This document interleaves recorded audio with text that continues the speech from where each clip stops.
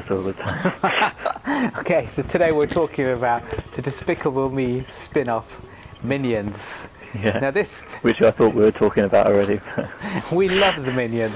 They are just the life of Despicable Me 1 and 2, and 2 was almost a Minions film anyway. So in this one, we go back in time to when the Minions were looking for their first leader. We see him with how they tried to convince T-Rex to become their leader, inadvertently being clumsy as they are. They killed him. And they did the same to Count Dracula and numerous other leaders until they find Violet. And that's where we start our film. So what did you think of the Minions? They don't tell me anything. What did I think of the Minions overall? The Minions themselves, obviously there's a lot of them, there's thousands of them. There is. But the film focuses on 3 so that we don't get too confused, and they all look a little bit different, just so we can I smell keep combat. track of them. They're adorable. They are. They don't speak English. The world, yeah, but we understand that. They're like a silent movie sort of. Well, they probably break all the boundaries between language, which is good. Anyone can watch them. Know what's going on. So the clumsy Minions get their own film, and they cause havoc, as we'd expect, throughout the ages. Yeah. They don't seem to age, which is quite unusual for any kind of film. They seem to stay the same age throughout. None of them grow no facial hair, nothing. They just seem to be cute, cuddly little minions. It's strange that minions normally means people that help out and work for a big bad guy, and they're the ones that die all the time. But with Minions, it's always the big bad guy that dies. Yeah, accidentally killing off. Yeah. Like, they should be dying, they should be aging, but no. They're just invulnerable, which is obviously quite useful.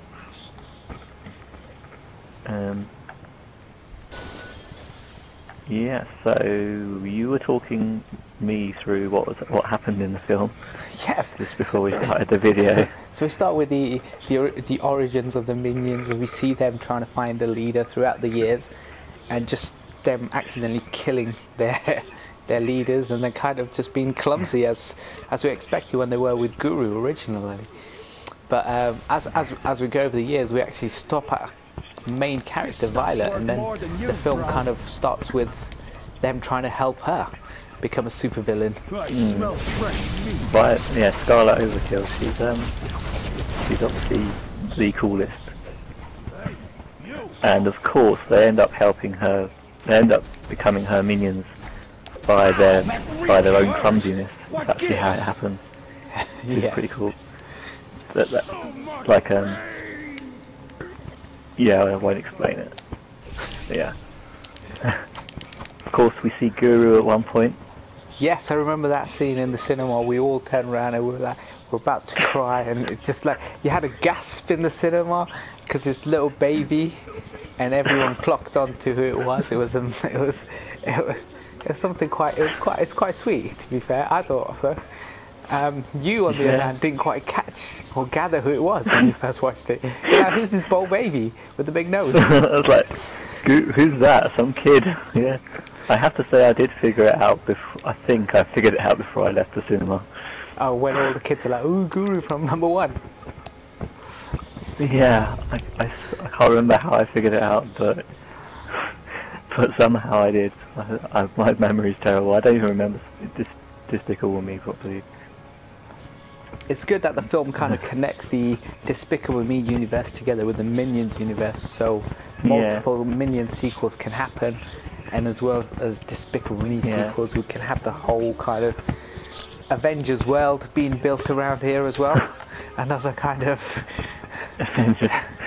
yeah. Minions Assembled, that'll be the next one. Minions Assembled. Now that would be cool. Where Guru would play the next prequel. Nick Fury, and he would then call them into doing a new job. It's like fire in my veins. And then, as soon as everyone knows their names, they'll change the entire cast to Venom some is other supposed to make me minions. invincible. Well, they start asking for more money. Some black minions, that sort of thing, you know. Right, They're out there. Minions are yellow, they can't change colour. You hear something? They did it with the Avengers. So. You must be crazy, coming in here like that. How did they change the colour of the characters? Ow, that really hurt. Doesn't make any What sense. gives? Let's go back to the minions again. So, Venom is supposed to make as me we'd invincible. expected, there's a lot of slapstick comedy in the film. A lot of just general kind of menace by the minions or accidental things that they do. Other than being slightly on the childish side, did you think it's enjoyable enough for adults as well? Yeah, I mean, you've got to sit through the first 20 minutes of childness first, because it starts off with that narrator, like talking through their history, and it feels really simplified and sort of earning its U certificate. But as you get through, there's actually a few sort of adult jokes like hidden in there and stuff, and more sort of general children and teenager comedy. So yeah. Yeah, the first time I saw the Dracula bit, I did laugh. That was quite funny. That was Oh yeah. Yeah, I mean that's quite a grown-up reference. I mean, you have to know who Dracula is, and you have to know that vampires turn to dust if in sunlight. So yeah, you've got to know a certain amount. So it's not just the smallest of children that will enjoy it. But at the same time, they made it so that the beginning is enough that the children can enjoy it. And it's a quick start as well. It wasn't like it's got to take too long for them to build the origins of these little minions. Just got straight into it, which is Not a good. fine beans distributor. Not really. Without the I venom think it was a bit injectors too from the long street on soldiers, the origins now bit, that but should loosen their at tongues. least it satisfies that you audience, really. Because at the end of the day, a small child will probably only remember the first 20 minutes of the film. Yes. And then they just blank out and just say, yeah, I loved it at the end. But after an hour and a half. So yeah, I mean, the one thing I think they should have done for the younger audience is more fart jokes, and that's all seriousness. Always. Because It's never enough. in my experience, in my experience of films made specifically for very young audiences, fart jokes, you know, it fills the entire screen cinema with laughter. So you need to have those fart jokes. Also, because if you've even got humour and a sort of story that's slightly above maybe 5-year-old's head or 4-year-old's head, if you have the fart jokes, it doesn't matter, because they'll still find something entertaining. They'll find something to laugh at. So yeah, I think they could have done with a little bit more of that. We'll remember that for the sequel. You must be crazy, coming in here like that. To me, take my advice, What my gives? feedback. So when they're making More fart Despicable jokes. Me 3, they can just make it all about fart jokes. Yeah. No. Ooh, fart joke. Well, it's another great film to add to their franchise, so. And they took the best characters and kind of gave them their own spin-off, which was good.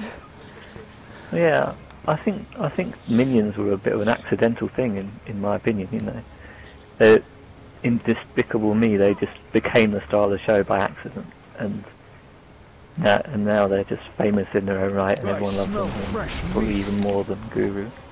So yeah, they had to make a film out of it. You got to cash in. You got to do. Yeah, You got spin-offs. cash in. It's like fire. You can't make a reboot, make a prequel. That's a good point. You can't reboot it just yet. Venom is supposed to make me invincible. It would be hilarious if they rebooted Minions Supposed to make me this year. invincible. Now they're darker and grittier. Yeah, take away the colour and everything. Please. Venom Labs Hey, did those Minions just kill a whole bunch of people? I swear. Maybe. It's gritty, it's fine. So, oh yeah, Minions. Brilliant. It's another great year for Universal Studios. Yeah. Of course we've got, not, this isn't Universal Studios, this is Disney, but we've got Frozen 2 coming up soon. That's ages away. Yeah, but that's on the horizon. And it's another sequel. So's Wreck-It And Ralph 2. And the reason I think of that is because they didn't, apparently Disney didn't expect Frozen to be a hit. They had no idea. Which is stupid considering they put so much into the film and then they basically didn't back it up, supporting it. But, you know, now they're going to make a sequel that will probably be pants. But we'll make a shed load of money. Yeah, exactly. As the Minions has opened to over $100 million in the US box office, so yeah. Regardless of it being good or bad, it's made its money. Well, yeah, I mean, there's someone did a video on sequels and stuff. Something. It was about video game sequels, like how people hate sort of the Call of Duty sort of fact they release a new one every year. And yet, every time they release a new one, the sales go up. So, you know, every time they release a new film, whether it's good or bad, or they could make it the worst film ever, still every time the money just gets bigger and bigger. It's because there's a fan base already there, ready to. We know what the Minions are all about. We've seen them before in 2 other films. You've paved the way, put them on their own. We love it.